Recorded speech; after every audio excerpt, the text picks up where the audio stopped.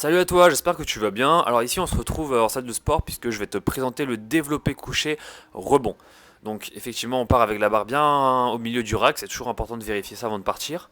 On s'installe tranquillement. Pour rappel, en fin de vidéo je vous montrerai les différentes erreurs techniques à éviter de commettre. Mais voilà, on s'installe bien, on place bien son dos, ses fesses, ses appuis, on essaie d'être bien ancré, d'être le plus stable possible parce que qui dit stabilité dit optimisation de la force. Donc pour ce qui est du rebond, vous allez voir la démonstration. Voilà, en fait on va commencer à remonter de quelques centimètres, on redescend et on re-remonte. Donc en fait c'est pour ceux qui connaissent un effort pliométrique où on va passer du coup deux fois plus de temps sous tension dans cette partie là du rebond où on va essayer de travailler cette capacité de renvoi d'énergie tout simplement. Donc voilà, je vous laisse en fin de vidéo avec les petites erreurs techniques à éviter de commettre et puis je vous souhaite un bon entraînement. Hello, alors ici on se retrouve avec un autre angle de vue puisque je vais vous présenter du coup les petites erreurs techniques à éviter de faire au début au développé couché. Pourquoi? Pour optimiser le temps, pour gagner du temps, puisque en sport, le temps, c'est ce qu'on a de plus précieux. Donc la première qu'on va voir ensemble, c'est où est-ce qu'on va venir poser la barre. Donc déjà, je vais mettre pause. On va venir poser la barre, en fait, idéalement au milieu des pectoraux, voire parfois en bas. Ça dépendra de la morphologie de chacun. De façon intuitive, vous verrez comment vous serez le plus à l'aise. Ok. Donc je vous mets une petite image juste à côté. Donc voilà un peu la zone qu'il faudra venir cibler dans l'idée. Donc voilà un petit peu au niveau de la démonstration sur cet angle, où est-ce que ça donne. Ok. Donc là c'est quelque chose on va dire de correct, plutôt de banal, d'optimal aussi pour la performance et de sécuritaire, d'accord? Parce que c'est le meilleur compromis pour venir un peu solliciter tous les muscles. Et là voici ce qu'il faut éviter de faire, c'est venir chercher en haut des pectoraux. Je vous fais un arrêt sur image, vous voyez, ici on est en haut des pectoraux, on a la barre qui est du coup un petit peu plus proche de la gorge. Ici en vidéo c'est vrai que ça se voit pas énormément, mais essayez, faites le test barre à vide et vous verrez, il y a un ressenti très très différent. Donc ça c'est absolument ce qu'il faut éviter. Pourquoi? Parce que ça va mettre vos épaules dans une position très inconfortable et très dangereuse. Donc voilà, on continue un petit peu la vidéo.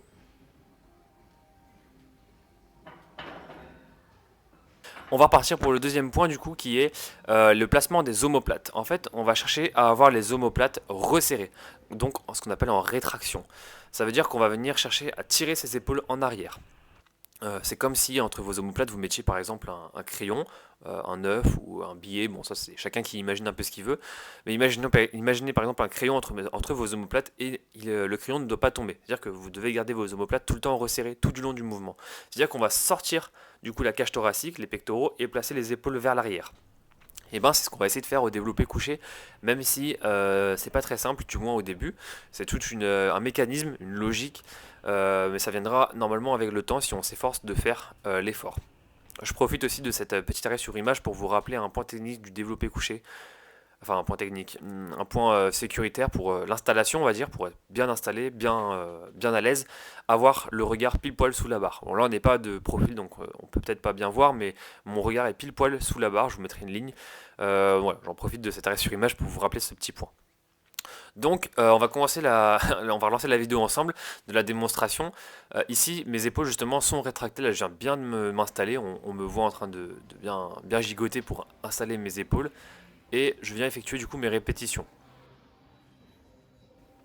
Voilà, j'ai fait une répétition et là on me voit, vous avez vu, hop, je vous remets un petit arrêt en arrière au ralenti. Là, on me voit en train de décoller justement mes omoplates et on voit du coup mes épaules qui étaient plutôt proches du banc, plutôt proches du sol, qui là du coup d'un coup, hop, se rehaussent et sont plus hautes. Et en plus, on voit du coup que la barre du coup, vu que mes épaules sont plus hautes, la barre est aussi plus haute et du coup plus loin et donc aussi plus d'amplitude.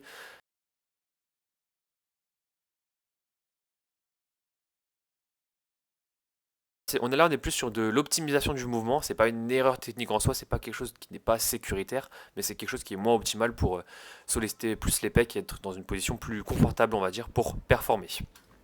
Et donc là, voici une répétition. Bon, vous avez vu qu'elle n'est pas non plus ignoble, hein, la différence elle est assez minime. Là, on est un petit peu plus sur de la précision et du détail. Donc voilà pour cette deuxième petite erreur technique. Mais vous avez vu, c'est vrai qu'en vidéo, elle n'est pas très simple à regarder. Donc là, je vais essayer de vous montrer.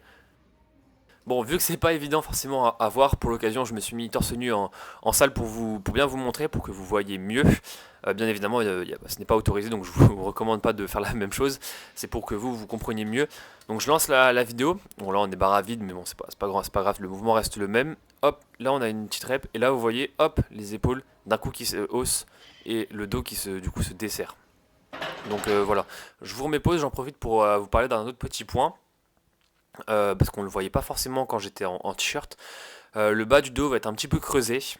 Donc là-dessus, c'est vrai qu'il y a différentes écoles. Il y en a qui vont trouver ça très dangereux, très problématique. D'autres qui vont au contraire dire que c'est une cambrure naturelle, qu'on est fait pour, que c'est tout à fait normal, logique, naturel. Bon, chacun a un petit peu son école. Moi, les deux écoles, on va dire, me vont. Du moment que c'est quelque chose qui est maîtrisé, qu'on a l'habitude. Pour moi, c'est plus une question d'habitude, puisque le corps, il peut s'adapter à tout. Il faut juste lui laisser le temps et pas brûler les étapes. Donc, il ne faut pas passer d'un extrême à l'autre du jour au lendemain, bien évidemment. Surtout que moi, c'est pas non plus une cambrure excessive, hein, c'est vraiment quelque chose de assez plat, qui est dû à cette rétraction du coup des omoplates, ce qu'on appelle la rétraction scapulaire. Donc voilà, et ça bien évidemment, c'est valable pour tous les dips, enfin pour tous les développés couchés, pardon, oh, le lapsus. C'est valable pour tous les développés couchés, sauf celui du coup où on aura les jambes qui seront fléchies, où justement on va volontairement lever les pieds pour avoir le dos, enfin les lombaires notamment le plus plat possible. Donc voilà. Et bien sûr, dans un cas extrême, c'est ce qu'on appelle le pontage, c'est ce qu'on retrouve souvent en powerlifting, puisque ça permet de diminuer l'amplitude et d'augmenter le transfert de force entre les jambes et le haut du corps. Donc voilà. Bon écoutez, c'est tout pour les petites erreurs. Bien évidemment, là on a vu les grands axes, les trucs majeurs. On pourrait avoir d'autres petits détails, mais bon ici, l'idée de la vidéo démonstration, c'est de donner les grands axes pour ne pas faire de grosses erreurs qui feraient perdre du temps. Et après, les petits détails, les petites régulations, ça se verra bien sûr dans le suivi au cas par cas, de façon progressive, hein, pour pas tout amener d'un coup. Donc là, vous avez quand même les grandes lignes pour avoir quand même quelque chose de plutôt sécuritaire et à peu près optimal pour pas perdre trop de temps au début. Donc voilà, bien évidemment, ces erreurs sont valables pour tous les développés couchés et leurs différentes variantes. C'est pourquoi je mettrai cette vidéo à la fin de chaque vidéo d'explication, de présentation de développé couché. Et puis écoutez, je vous souhaite un bon entraînement une fois de plus. Pour ceux qui sont restés jusqu'au bout, j'espère que ça a été assez explicite, ouais. Et puis, si vous avez la moindre question, le moindre doute sur un point, quelque chose que vous n'avez pas compris ou que vous avez du mal à mettre en place, n'hésitez pas à m'envoyer un message et puis on en parlera et puis on essaiera de voir ensemble comment on peut faire. Allez les gars, bon entraînement.